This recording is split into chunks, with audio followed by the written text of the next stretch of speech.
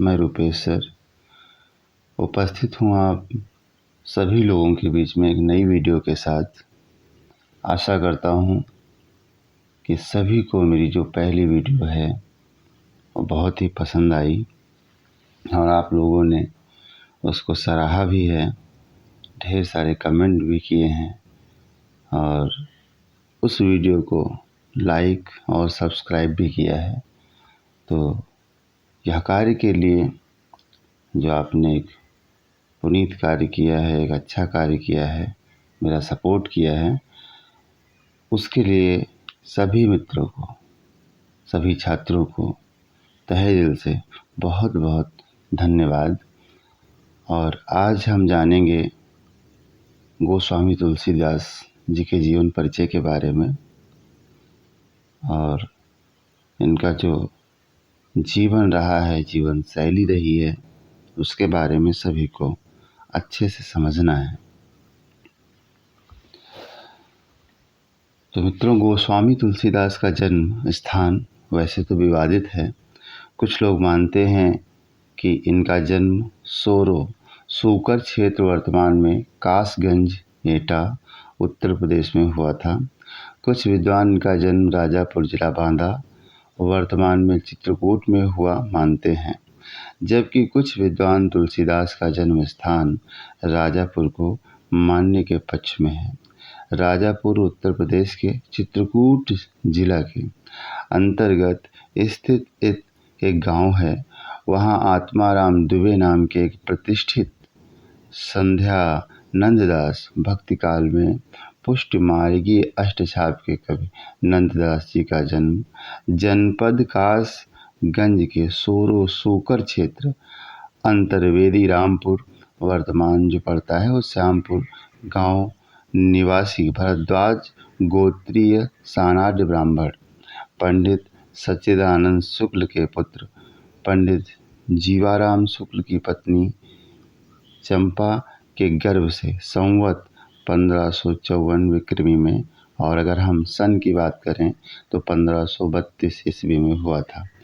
पंडित सच्चिदानंद के दो पुत्र थे, पंडित आत्माराम शुक्ल और पंडित जीवाराम शुक्ल। पंडित आत्माराम शुक्ल एवं हुलसी के पुत्र का नाम महाकवि गोस्वामी तुलसीदास था, जिन्होंने श्री रामचरितमानस महाग्रंथ की रचना की थी। नंददास जी के छोटे भाई का नाम चंदहास था। नंददास जी तुलसीदास जी के सगे चचेरे भाई थे। तो नंददास जी के पुत्र का नाम कृष्णदास था। नंददास ने कई रचनाएं रस मंजरी, अनेकार्थ मंजरी, भगवत दशम स्कंध, श्याम सगाई, गोवर्धन लीला, सुदामा चरित, विरह मंजरी, रूप मंजरी, रुक्मणी, मंगल, रास पंचाध्यायी, भंवर गीत, सिद्धांत पंचाध्यायी, नंददास पदावली, ब्राह्मण, इस तरीके से उन्होंने लिखा और ब्राह्मण रहते थे। उनकी धर्मपत्नी का नाम था हुलसी। संवत 1511 के श्रावण मास के शुक्ल पक्ष की सप्तमी तिथि के दिन अभुक्त मूल नक्षत्र में इन्हीं दंपत्ति के यहाँ तुलसीदास का जन्म हुआ। प्रचलित जनश्रुति के अनुसार शिशु 12 महीने तक माँ के गर्भ में रहने के कारण अत्यधिक हष्ट पुष्ट था और उनके मुख में दांत दिखाई दे रहे थे। जन्म लेने के साथ ही उसने राम नाम का उच्चारण किया, जिससे उनका नाम राम बोला पड़ गया। उनके जन्म के दूसरे ही दिन माँ का निधन हो गया। पिता ने किसी और अनिष्ट से बचने के लिए बालक को चुनिया नाम की एक दासी को सौंप दिया और स्वयं विरक्त हो गए। जब राम बोला 5.5 वर्ष का हुआ तो चुनिया भी नहीं रही। वह गली गली भटकता हुआ अनाथों की तरह जीने को विवश हो गया। भगवान शंकर जी की प्रेरणा से राम शैल पर राम रहने वाला श्री अनंतानंद जी के प्रिय शिष्य श्री नरहरयानंद जी, जिसको हम नरहर बाबा के नाम से जानते थे, तो ने इस राम बोला के नाम से बहुचर्चित हो चुके इस बालक को ढूंढ निकाला और विधिवत उसका नाम तुलसीदास रखा। तत्परांत वे उसे अयोध्या उत्तर प्रदेश ले गए और वहाँ संवत 1561 माघ शुक्ला पंचमी शुक्रवार को उसका यज्ञोपवीत संस्कार संपन्न कराया।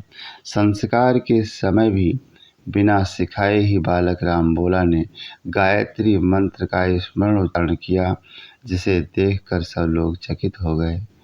इसके बाद नरहर बाबा ने वैष्णवों के 5 संस्कार करके बालक को राम मंत्र की दीक्षा दी और अयोध्या में ही रहकर उससे विद्या अध्ययन कराया। बालक राम भोला की बुद्धि बड़ी प्रखर थी। वह एक ही बार में गुरु मुख से जो सुन लेता उसे वह कंठस्थ हो जाता। वहाँ से कुछ काल के बाद गुरु शिष्य दोनों सूकर क्षेत्र सोरो पहुँचे। वहाँ नरहरि बाबा ने बालक को राम कथा सुनाई, किंतु वह उसे भली भांति समझ नहीं आई। ज्येष्ठ शुक्ल त्रयोदशी गुरुवार संवत 1583 को 29 वर्ष की आयु में राजापुर से थोड़ी ही दूर यमुना के उस पार स्थित एक गांव की अति सुंदरी भरद्वाज गोत्र की कन्या रत्नावली के साथ उनका विवाह हुआ।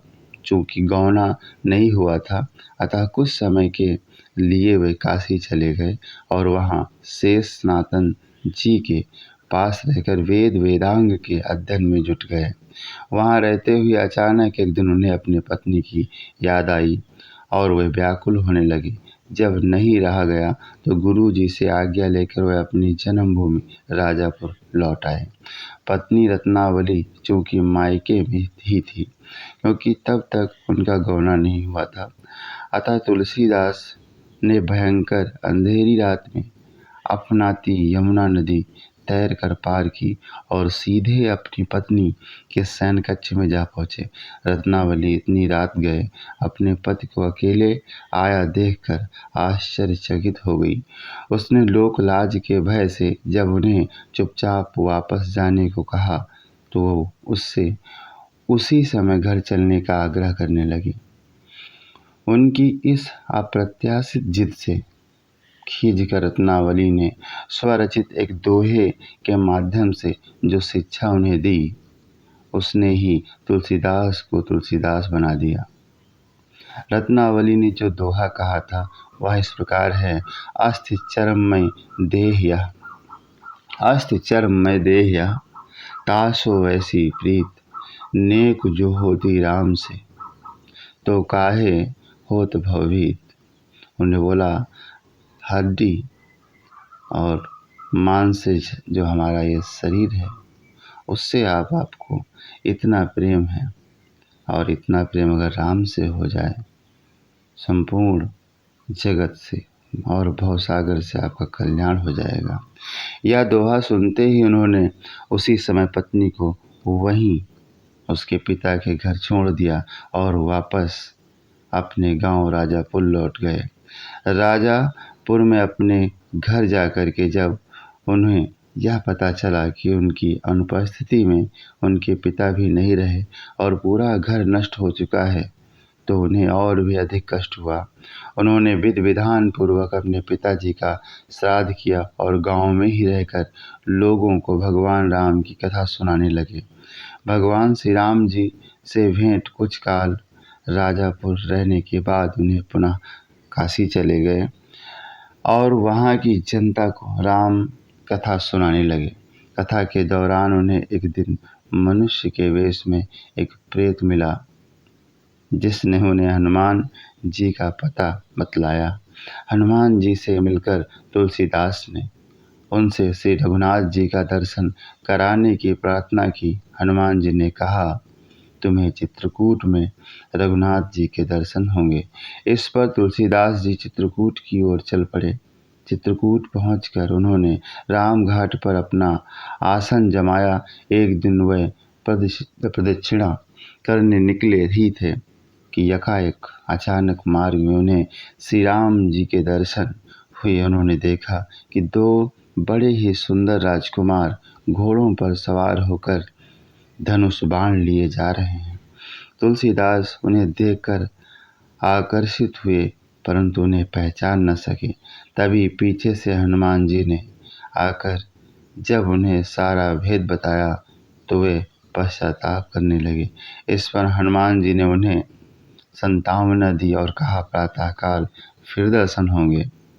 संवत 1607 की मौनी अमावस्या को बुधवार के दिन उनके सामने भगवान श्री राम जी पुनः प्रकट हुए। उन्होंने बालक रूप में आकर तुलसीदास से कहा, बाबा हमें चंदन चाहिए, क्या आप हमें चंदन दे सकते हैं? हनुमान जी ने सोचा कहीं वे इस बार भी धोखा न खा जाएं, इसलिए उन्होंने तोते का रूप धारण करके यह दोहा कहा, चित्रकूट के घाट पर भय संतन की भीड़, तुलसीदास चंदन घिसे तिलक देत रघुवीर। तुलसीदास भगवान श्री राम जी की उस अद्भुत छवि को निहार कर अपने शरीर की सुध बुध ही भूल गए। अंततोगत्वा भगवान ने स्वयं अपने हाथ से चंदन लेकर अपने तथा तुलसीदास जी के मस्तक पर लगाया और अंतर ध्यान हो गए। तुलसीदास जी जब काशी के विख्यात घाट अस्सी घाट पर रहने लगे तो एक रात कलयुग मूर्त रूप धारण कर उनके पास आया और उन्हें पीड़ा पहुंचाने लगा। तुलसीदास जी ने उसी समय हनुमान जी का ध्यान किया, जैसा कि चित्र में आप देख भी रहे होंगे। हनुमान जी ने साक्षात प्रकट होकर उन्हें प्रार्थना के पद रचने को कहा। इसके पश्चात उन्होंने अपनी अंतिम कृति विनय पत्रिका लिखी और उसे भगवान के चरणों में समर्पित कर दिया। श्री राम जी ने उस पर स्वयं अपने हस्ताक्षर कर दिए। तुलसीदास जी को निर्भय कर दिया। संवत 1680 विक्रमी और अगर हम सन की बात करें तो 1623 में श्रावण कृष्ण तृतीया दिन शनिवार को तुलसीदास जी ने राम राम कहते हुए अपने पार्थिव शरीर का परित्याग कर दिया। तो मित्रों, यह जीवन परिचय आपको बहुत ही पसंद आएगा, मैं उम्मीद करता हूँ। और इस वीडियो को देखने के बाद हिंदी विद रूपेश सर, तो इस चैनल को सब्सक्राइब ज़रूर करें, लाइक और शेयर करें। Thank you so much everyone इस वीडियो को देखने के लिए।